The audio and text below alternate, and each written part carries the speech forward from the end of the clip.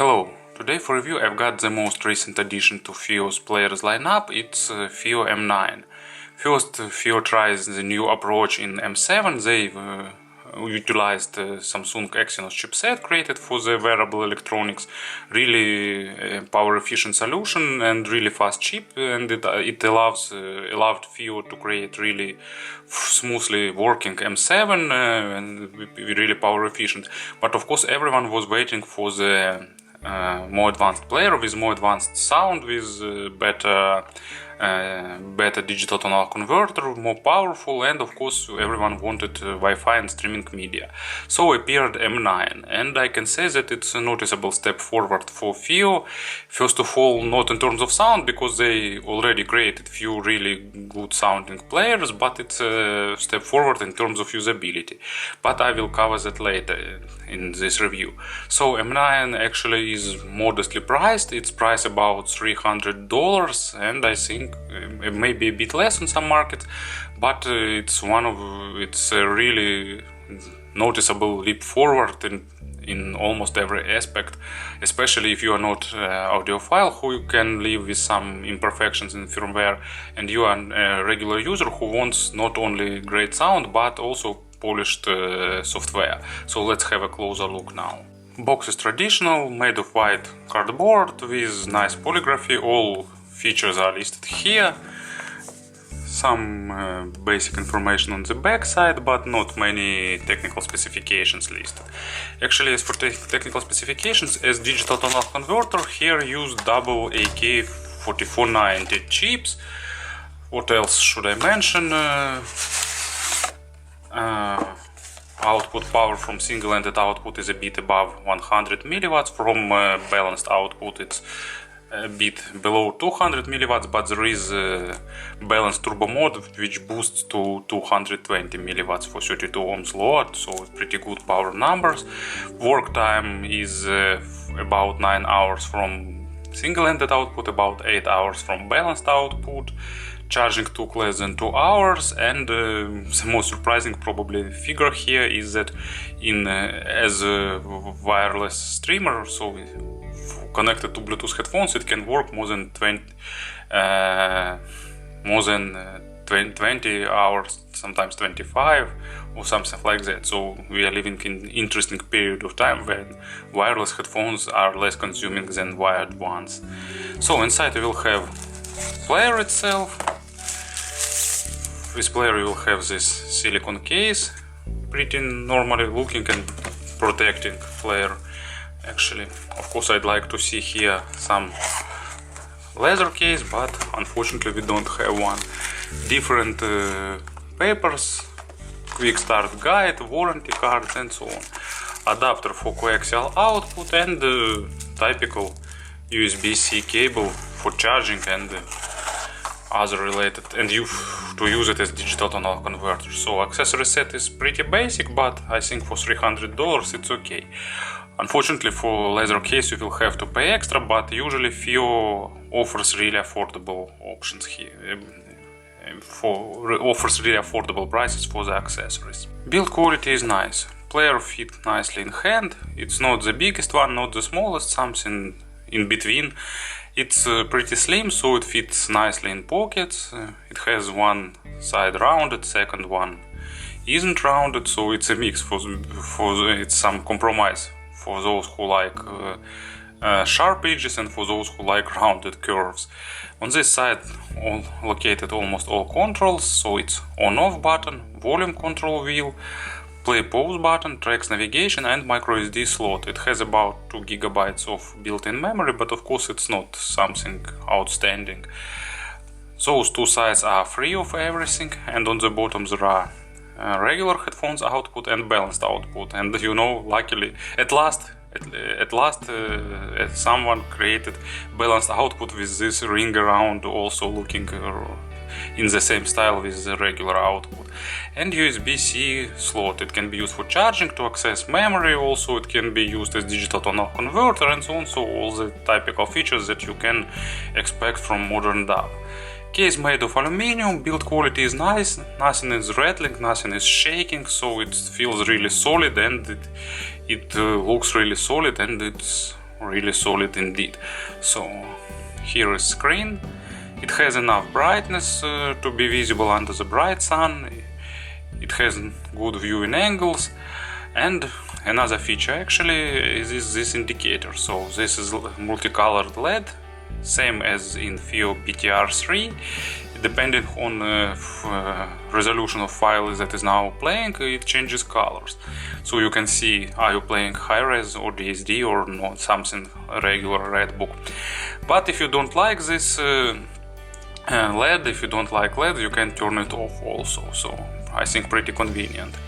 Of course, screen area could be bigger because there are a lot of space around the screen, but I think it's okay for at least for the player. It's not smartphones, so for the player it's more important to have nice viewing angles, nice colors, and actually FiiO M9 offers everything here. If I remember right, displays are done by LG, so they have really good quality and they remain visible even under the bright sun. So I can say that it's definitely a step forward for FiiO. More strict shapes, more solid design, better look, I think, in almost every aspect. Firmware is almost the same with FiiO M7, but with one small addition that I will cover later.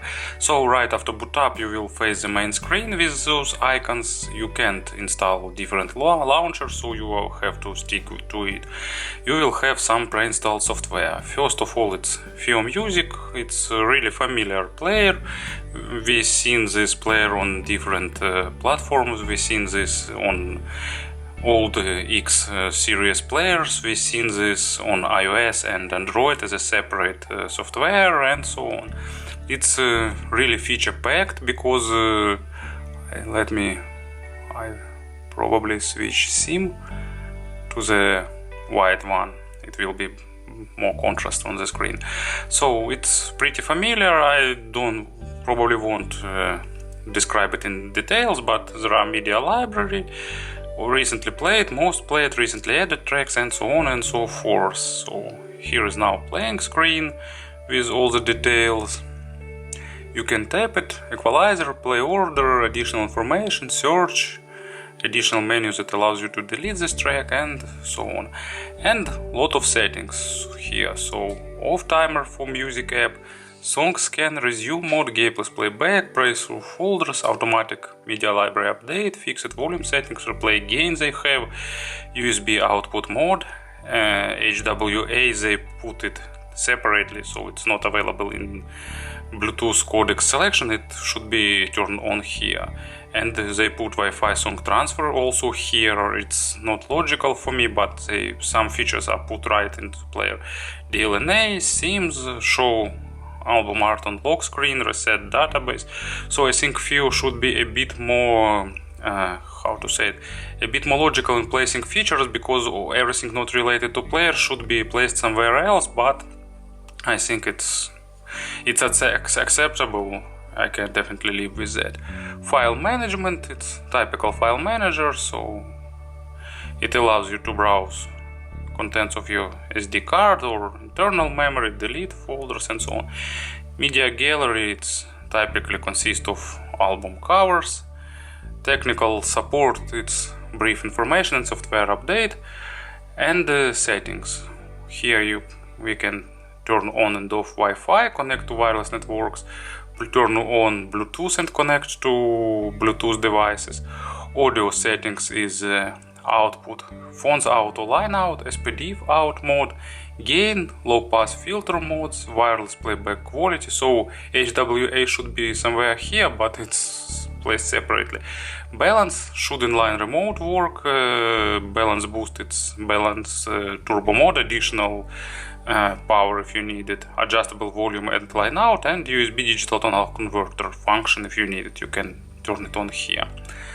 LED, you can turn this change this LED brightness or turn it off on the minimum brightness, so you can select it.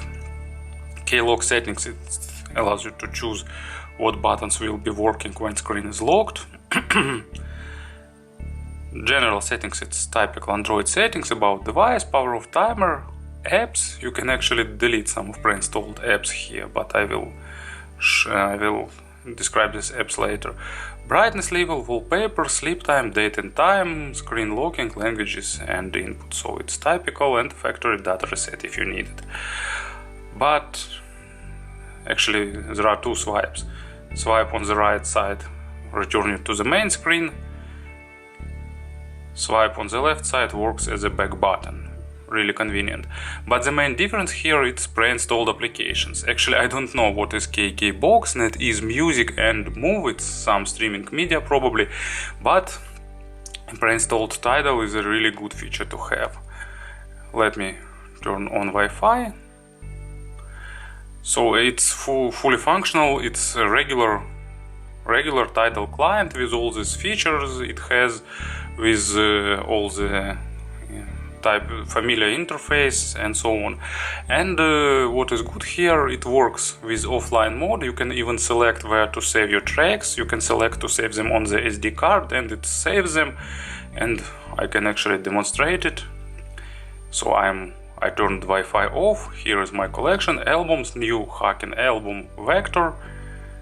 I tried to load it, but actually it's playing, so blue LED indicating that it's Tidal playing, and without Wi-Fi it's still playing because it was cached on my SD card.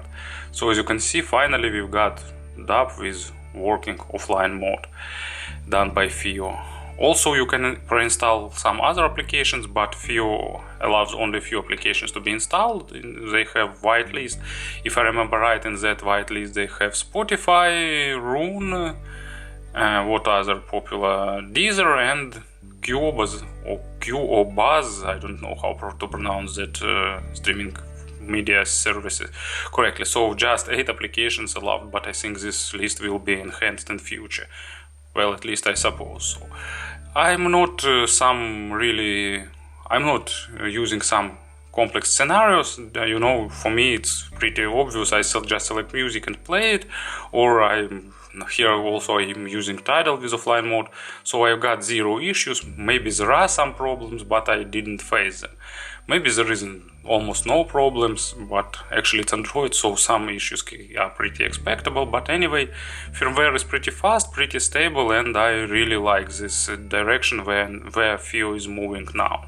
Speaking about the sound, first I wanted to use the word average, but then I thought that word average always have negative connotations, because average sound is something like, oh, not so good, not bad, but definitely not good. But that's not the case, because you know, here is, I wanted to call this sound average because it's actually better word would be not average, but actually balanced. It's not super detailed, but very detailed, and it's not too dry, too monitoring. It's not too colored, but it's not too dull. You know, it's something balanced between all these typical sounds. So we've got some players with accented lows or treble or mids or something like that. We've got other players who tries to play as natural as possible, and actually this player is balancing somewhere in between. So it's average in terms of representation, but not in terms of quality, because you know, speaking about quality, I can say that it's definitely above the average, and this is the case when I will probably say that this player is sonically is above its price range, so it can compete with more expensive models. But as usual, let's go with a bit more detailed description. So here is nocturnal audio as an illustration. There are some words that is hard to pronounce for non-native speaker. So bass is good, it's well controlled. At last it's better controlled than, for example, in FiiO M7, because it has more additional power, and it has normal depth, not super deep, but depth is good. Well, not the deepest player, but above average in depth, with good impact, with good weight, with good mass, but also with good resolution and with good level of detailization, with good realism. You know, everything is good there. So this time I have decided to select examples from the one album that I really like. Actually, it's not an album, it's a compilation. It's Django Unchained soundtrack. I really like it, and I think every single song from this soundtrack can be an example, or even can be used as some test material, because they are all recorded really nicely. But for Low's illustration, I've selected, let me turn volume down a little bit. As you can see, actually encoder is normal, all clicks are perfectly registered. So it's a track called Unchained, and it's collaboration, or how to say it. It's James Brown melody with additions from Tupac. I'm not a big fan of hip-hop music, but I really like James Brown. I've used his live at the Apollo concert a few times as an example. And here is as traditionally for the hip-hop music, here is present strong bass line, and it's really good here because it's perfectly separated from the mids where all vocals are situated. And also there is it's not really good, it's a bit quiet, but there is instrumental line on the background, and this player really separated, and it's really nice. You got really good sense of depth in this track, but bass is controlled perfectly, and it builds a solid foundation for the whole melody. Mids are also really balanced. Resolution is normal, not superb, not bad. Actually, it's closer to superb, not not absolutely superb, but better than average. So normal resolution, but it's not thin, not going into nitpicking. And I really like how it represents emotions, because it highlights them, but not too much, and it's not smoothing sound on the mids, and I really like this. Also, what I like here, it's weight of the notes on the mids. It put enough weight here. And imaginary stage is a bit above average in width and about average in depth, but with good layer separation, so it's a pretty spacious sounding player, so no problems here. As an example, let's take another track from this soundtrack, Who Did That To You. It also can be actually example of low frequencies, but here I took it as a mid frequencies. One of the features of this soundtrack is that almost all tracks here has added background noise like old vinyl record. You can hear all this noise, and some dubs really hide this noise because they don't have normal resolution mids, and they trying to add some coloration on mids. Other dubs can overemphasize that noise, and it sound too aggressive and not pleasant. But here it's balanced, and you can even imagine that it's some kind of vinyl record. And treble treble here is a bit simplified comparing with some expensive models. It has good extension, but probably not superb, but good. So this player is a bit lacking on both ends, but just a tiny bit, no big issues. Once again, I want to highlight it because it's only noticeable when you compare it with some more expensive models.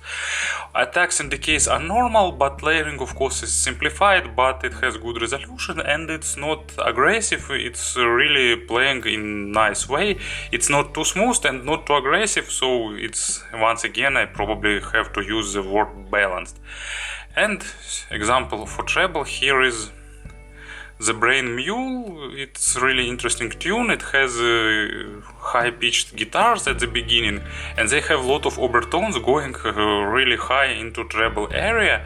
And on players who have unnatural treble, so this track is sounding, with some metal sound on these notes, and that's not definitely about M9.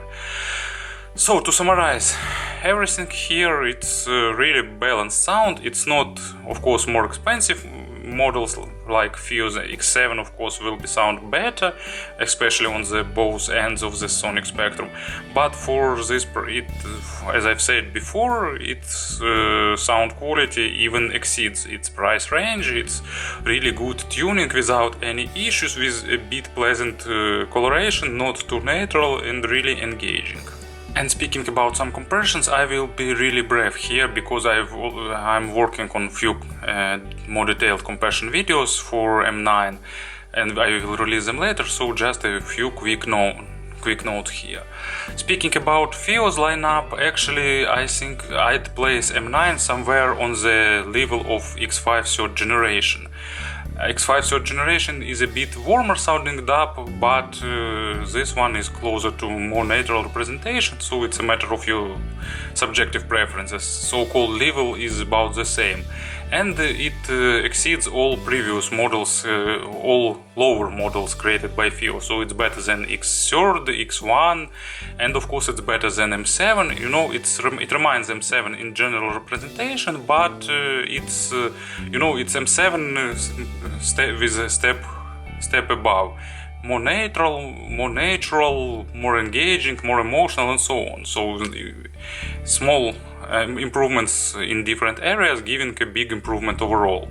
X7 second generation, of course, is better in layering, better in staging, better in lowest bass and up and highest treble and so on, but of course it's more expensive. In this price range recently was released iBasso DX120, really good player, but totally different in terms of representation. It's totally natural, a bit bright, so it's for those who like accent on micro details and so on, so it's totally different. So this, to summarize everything, M9 is really a competitive player, offering a lot of modern features. They are executed on a nice level, and it has good sound with a lot of driving power. And actually I forgot to mention that there is a slight difference between single-ended and balanced output. Balanced is more, has more punch and more weight, while single-ended is a bit more lightweight. And also I need to mention that balanced output is too powerful for sensitive IEMs and there is background noise. For me it's not an issue, it's not super loud, I can totally live with it, but if you are sensitive to the background noise, I definitely recommend you or whether use single-ended output or use FiiO IE mesh that allows to deal with noise easily. I really recommend you if you have sensitive IEMs. So M9 is really competitive model and I really like it, and I think it has really interesting future. Thank you for attention.